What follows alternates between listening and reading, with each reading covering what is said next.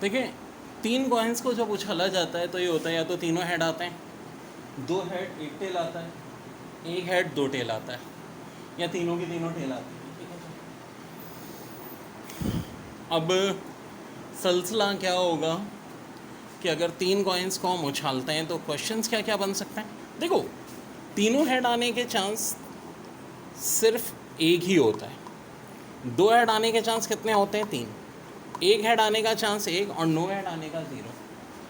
अब कह रहे हैं 3 coins toss simultaneous probability of obtaining no head, तो एक ही चांस है जब तीनों के तीनों टेल हैं।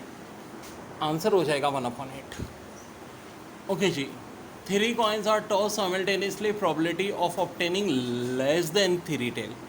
तो देखो, लेस देन 3 टेल, इसके अलावा बाकी सब में लेस देन 3 टेल है। याद रहे 0 टेल वाले को भी हम लेस देन 3 टेल में काउंट करेंगे, 7/8। 3 coins are toss simultaneously probability of obtaining more than 1 head. अब देखो, मोर देन 1 हेड, 3 ये हो गए, 1 ये हो गया, total 4। 4/8, 1/2। 3 coins are toss simultaneously probability of obtaining at least 1 tail. कम से कम 1 टेल सिवाय 0 वाले के सब में ही है। इसके अलावा इसका आंसर भी हो जाएगा 7/8। 3 coins are toss simultaneously probability of obtaining at most 3 head. At most का मतलब होता है ज़्यादा 3 हेड। अब देखो, ज़्यादा से ज़्यादा 3 हेड, देखो जैसा कि एक बेंच पे हम कहते हैं 4 लोग बैठ सकते हैं, ज़्यादा है तो 3 भी बैठ सकते हैं, 2 भी, 1 भी और 0 भी। ठीक है, याद रखें 0 भी शामिल करते हैं एटमॉस में।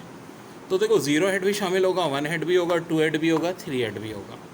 टोटल कितने चांसेस बन रहे हैं? 8। भाई देखो ना, एटमॉस इस्लाम में ज़्यादा कितनी शादियाँ ना होंगी? 4। बहुत सारे मेरी तरह 0 वाले भी होंगे, तो 0, 1, 2, 3, 4 सब काउंट होगा उसमें।